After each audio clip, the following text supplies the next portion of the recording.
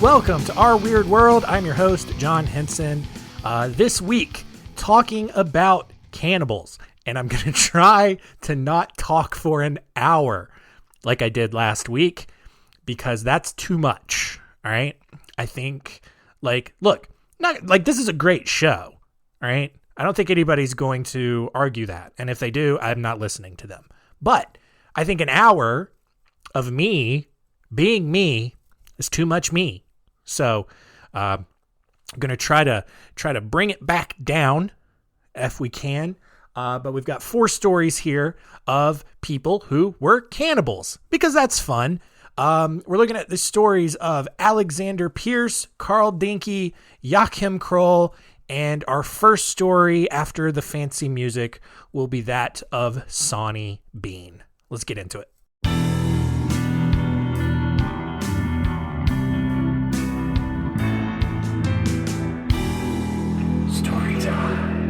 Sonny Bean was born to a ditch digger and a hedge trimmer in East Lothian, Scotland, sometime in the 16th century. Sonny originally wanted to follow in his father's footsteps because there's only 5 things you can be in Scotland in the 16th century. So your options are pretty limited. But Sonny quickly realized that he actually just didn't like working. And being a ditch digger, at least, a very, very labor-intensive job. So instead, he left home with his wife, Agnes, who many people in town already believed was a witch. And the two made a home inside of a cave on the coast of Benane Head. And for the next 25 years, the Beans lived life relatively isolated from the nearby villages, producing 14 children, who then interbred with each other and produced 28 grandchildren. And rather than go out and be parts of society and get jobs like normal people, the Beans sustained themselves by going out each night and ambushing people who were walking along the beach near their cave. Sometimes the Beans would just simply rob their victims. Other times, people were murdered, taken back to the cave, dismembered, and eaten. Unused body parts were either pickled in barrels or just tossed into the ocean, where they would then wash up farther down the shore and look as if a wild animal had carried out the attack. Eventually, the townspeople realized that a lot of people had started disappearing and organized search parties to try to figure out who was responsible for all of it. One group found the cave, but it looked so uninhabitable that no one could believe that a person or people could possibly live there, and they just moved on and looked somewhere else. The search parties ended up arresting several people they suspected. A bunch of people were hanged for the murders, but the disappearances kept happening because obviously those people were not the ones committing it. On one night, the Beans attempted another ambush, but this time, one of the potential victims was a really skilled fighter and actually fought them off and got away. The commotion from the fight alerted other travelers along the road, who quickly came down to investigate. And although the Beans fled the scene, several witnesses who saw everything happen knew who was behind all of the disappearances now. So King James, the guy that commissioned the Bible, that is the only real version of the Bible. All other versions of the Bible are run by Satan. We know this. He heard about these events and organized a group of 400 men to hunt the Bean family down. The group arrived back at this cave and found it just littered with bones and all kinds of body parts. And the Bean family quickly surrendered without a fight, and they were taken to Edinburgh. The Scottish government, in a very rare case of extremely swift judgment, ordered the Bean family to be executed without even giving them a trial, which I think in some cases is pretty fair. Sonny and the rest of the men in the family had their genitals cut off and thrown into a fire, which I love that. I would love if we could just go back to a time or bring back that sort of real corporal punishment. And I get why we don't do that, because it opens up, it can turn things into kind of that Handmaid's Tale world, which, I mean, we're already going there anyway. So let's at least have the fun parts of it, right? You know, like, let's take serial rapists. All right. Sure, we'll give them a trial just to make sure, like, if we have the evidence to convict, fine. But then, instead of putting them away in prison, let's cut their wieners off and throw them into a fire in front of them. That would be awesome. And I think everybody would be on board with that. The men, they also had their hands and feet cut off in order for them to bleed to death. And so all of the men were lined up. They had their wieners and their balls cut off, and then they had their hands and feet cut off. And then the Scottish executioner just let the blood drain from the nubs, so that Agnes and the other women in the family were then forced to watch all of the men die. And then they were burned alive because they were witches, right? This story of the Bean family claims that they murdered over 1,000 people. But many historians actually argue, as the cat does the bag again, many historians argue that Sawney Bean and his family never actually existed. That is just like an old urban legend from 16th century Scotland. If the Bean family did exist, the story has been greatly exaggerated. Probably didn't kill over 1,000 people, but it does live on in Scottish folklore. Next is the story of Alexander Pierce, which starts in 1819 after he was sentenced to penal transportation to Van Diemen's Land, which is now what is known as modern-day Tasmania, for stealing 6 pairs of shoes. So, seems harsh, but whatever. But rather than taking the opportunity to start a new life in a new world, Pierce kept committing crimes and was finally listed as a fugitive by the Hobart Town Gazette with a £10 reward for his capture. That worked, obviously, and he was quickly captured and convicted of forging an order, whatever that means, which earned him another penal transportation to Macquarie Harbor, which was a small inlet on the western side of Tasmania. So basically what they used to do, especially like in the 1800s when Australia itself was this, even wilder, vast, unexplored nightmare land. Basically England would just send criminals there, and the whole thing was a penal colony. So Pierce, he commits this crime, he gets sent to Tasmania, and he's just like living there now. But then he keeps committing crimes, and so now he's in this jail on Tasmania. On September 20th, 1822, Pierce and 7 other convicts escaped the Macquarie Harbor penal station. Robert Greenhill, one of the convicts that escaped, and was the only member of the group who actually thought to carry a weapon with him, and appointed himself the leader, basically because he just had an axe and no one else did. No one else had anything. But after being on the run for 2 weeks, the group had run out of food and decided to draw straws to see who would be eaten. So like I feel like that's a classic trope of like stories, survival stories and all of that. But like this might've been where it came from. Thomas Bodenham drew the short straw, and Greenhill wasted no time lopping off his head. 3 other men, Alexander Dalton, William Kennerly, and Edward Brown, decided that life in prison was a better alternative than eating people or being eaten, and they just left the group and returned to Macquarie Harbor, although Dalton died of exhaustion on the way back.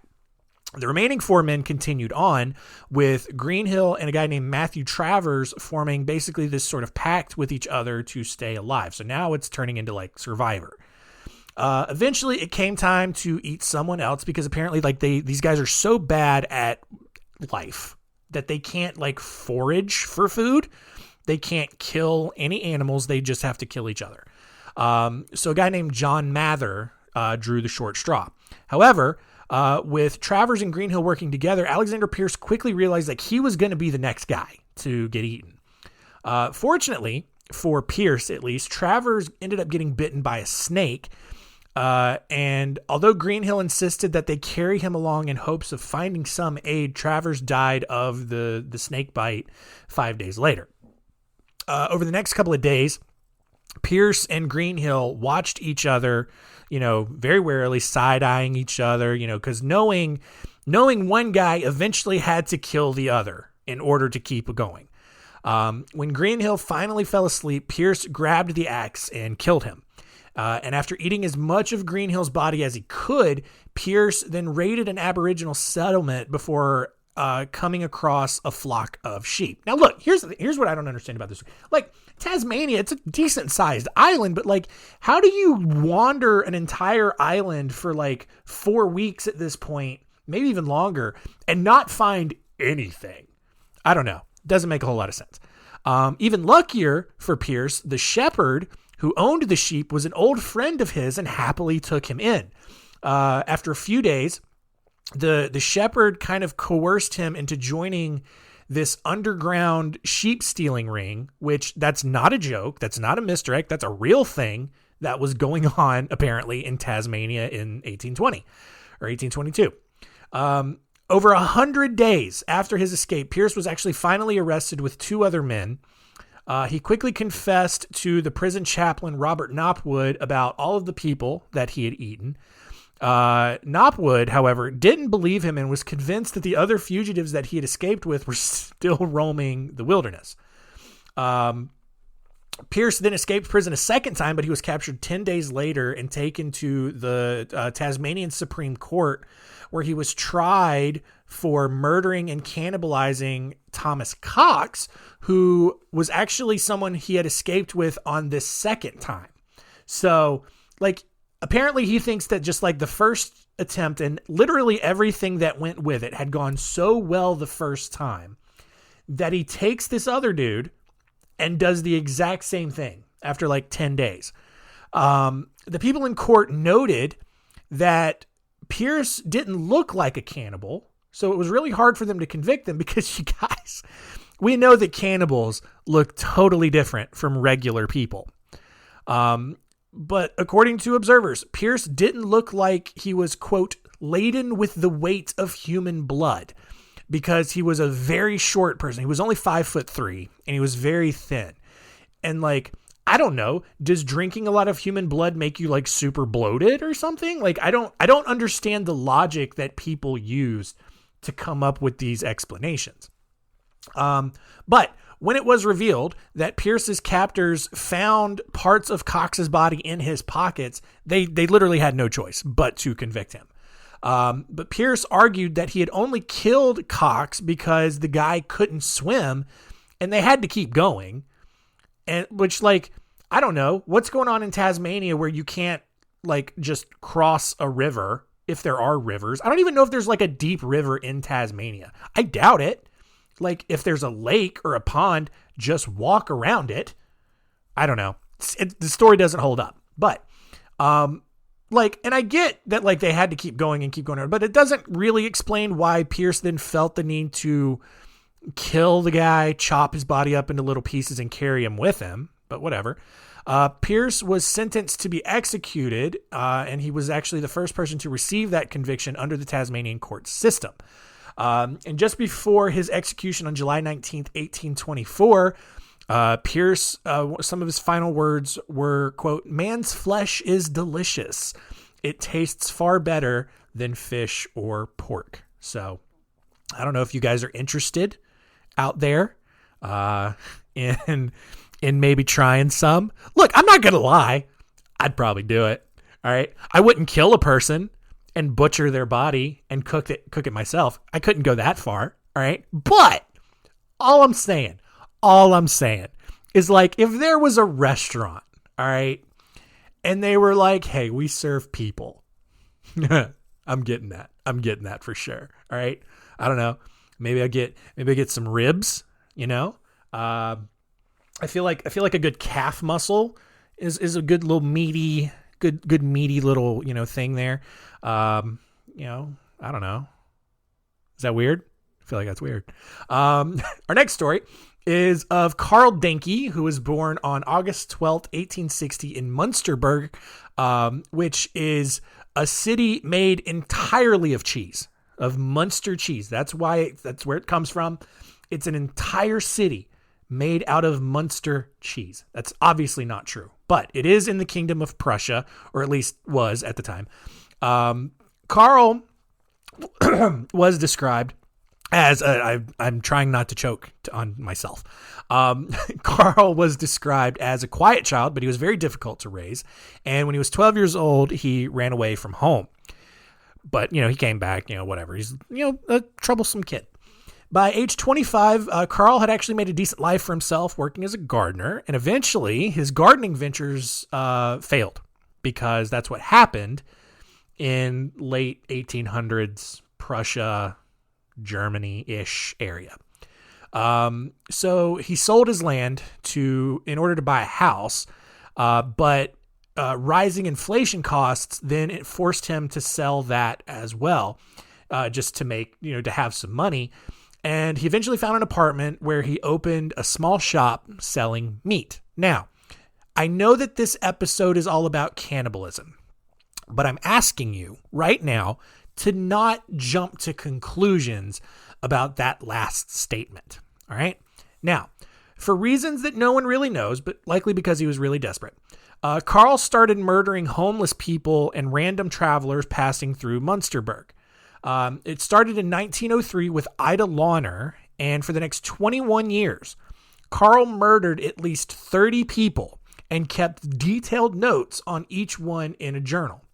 And each time he murdered someone, he would cut up his victims and then sell the meat to customers at his store, possibly, but definitely for sure, as a way to save money and avoid buying local meat from the local farmers and butchers in the area. On December 20th, 1924, Carl tried to kill a homeless man named Vincenz Olivier with an axe. Olivier got away despite receiving a huge gash on his head, and he was found by a nearby coachman who then alerted the police. Obviously, this guy knew Carl, told them everything, and Carl was immediately arrested and sent to prison. Unfortunately, 2 days later, Carl hanged himself in his cell, leaving authorities to forever question his motives or learn just how many people he had actually killed. So the only reason we know he killed about 30 people was just the notes that they had found in his apartment. They also searched his home, found ample evidence of all of the murder, cannibalism, obviously. Police confirmed the 30 kills, like I mentioned. But they found so many additional body parts inside Carl's home at the time that they estimated that he may have killed as many as 42 people. Among the treasures, very loosely termed there, they found included 16 femurs, a pair of collarbones, 120 toes, odd, and over 150 pieces of ribs. So, I don't know, fun story. Our last story here is of Joachim Kroll, who was born on April 17th, 1933 in Hindenburg, Germany. His life seemingly pretty normal, pretty decent until his mother died when he was 22 years old in 1955. Kroll apparently was not mentally prepared for that and absolutely lost his mind. And I get it, all right? We all handle death in very different ways. It's very depressing. It's very traumatizing. We got to cope somehow.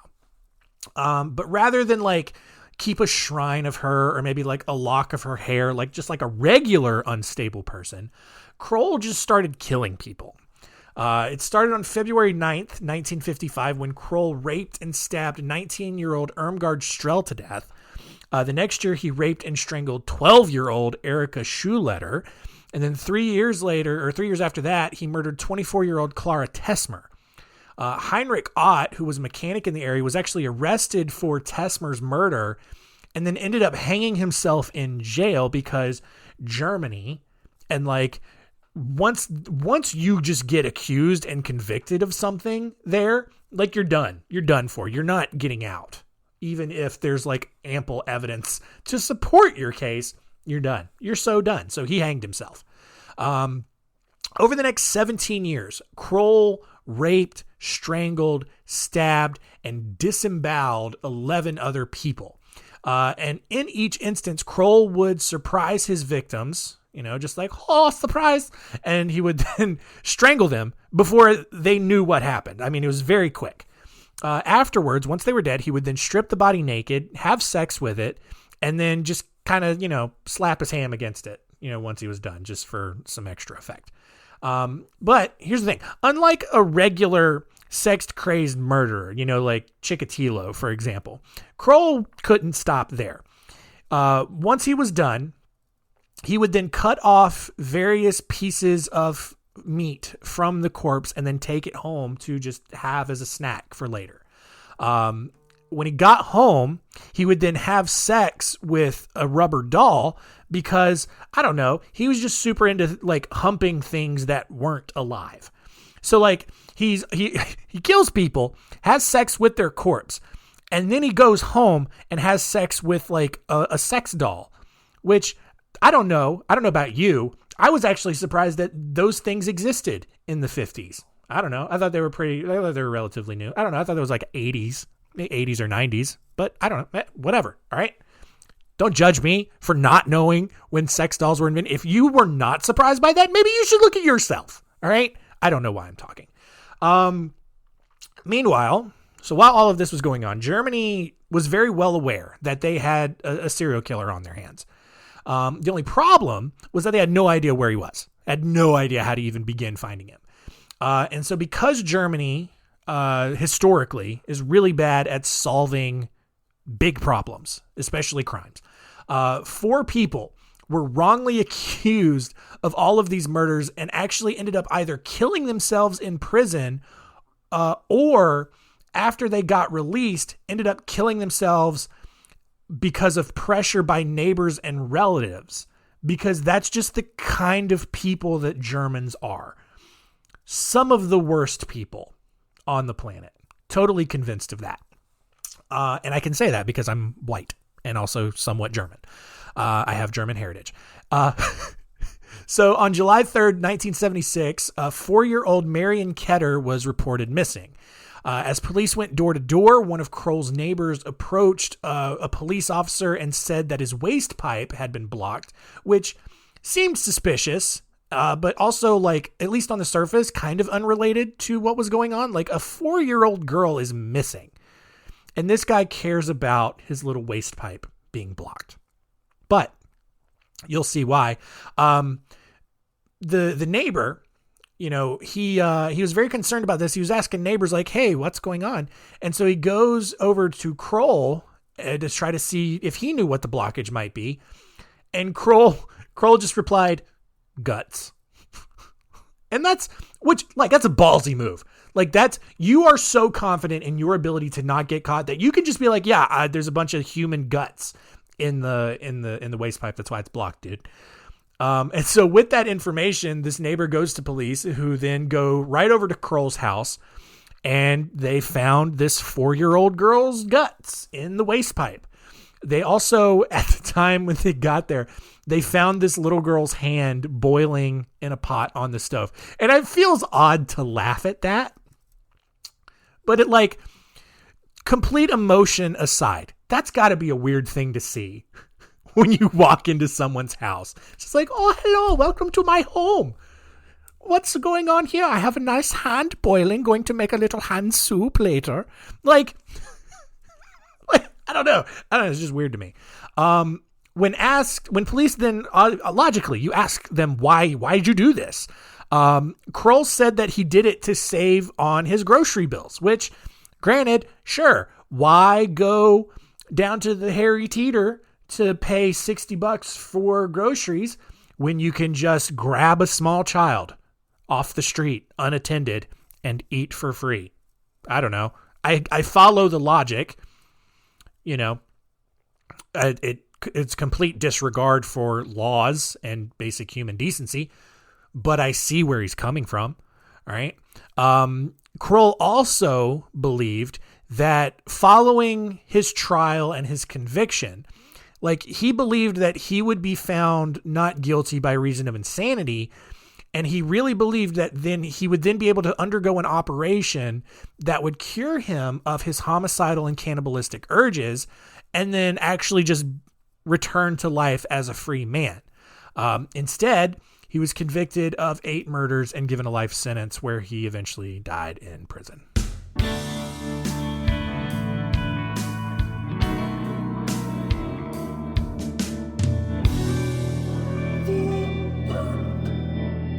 Fun times, cannibals, right? I feel like you're judging me for the little bit that I said earlier about how I would totally eat a person. Like I said, I'm not going to kill anybody. I'm not. But like if we lived in a world where it was legal to serve human flesh, I'd probably try it. I mean, I don't know why not. Like, I wouldn't eat a cat, all right, because cats are cute. I'm on the fence about eating a dog at this point. All right. 5 years ago, wouldn't have eaten a dog. And those would have probably been like the 2 animals that like I would have said hard no on. Cats at this point, the only one, hard no. Anything else? Fair game, dog, right? Like, yeah, for sure. So I don't know. Let's see what we learned today.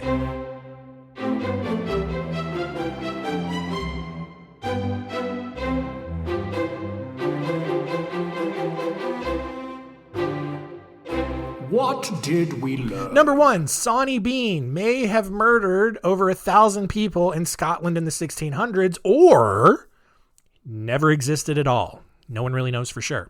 All right. Number 2, Alexander Pierce.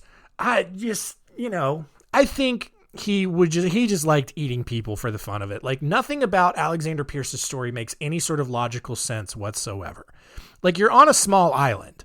Like, you can find food. All right. You don't have to eat people immediately. Even like you would have to go years before you got to that point. Right. I don't know. And number 3, look, if you have a tragic loss in your life, I am very sorry. And I can't possibly, truly empathize with the pain and the sadness and the devastation that you feel. However, don't start killing and eating people as a coping mechanism.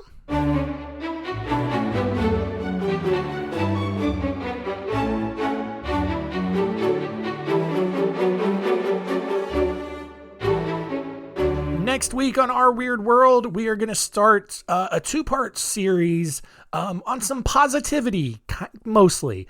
We are going to, over the next couple of weeks, have like a ton of stories of some amazing, unbelievable tales of survival. Just people who should have absolutely 100,000 million% should have died, didn't die. Instead, went on to mostly live a normal life after that. So next week, we're looking at 5 stories here. The stories of Violet Jessup, Norman Olistad, Jean Hilliard, Mauro Prosperi, and Bill Morgan. So, going to be crazy, but kind of in a positive way. Not like this week where it was mostly sad and gross. So, got that going for us, I guess. All right.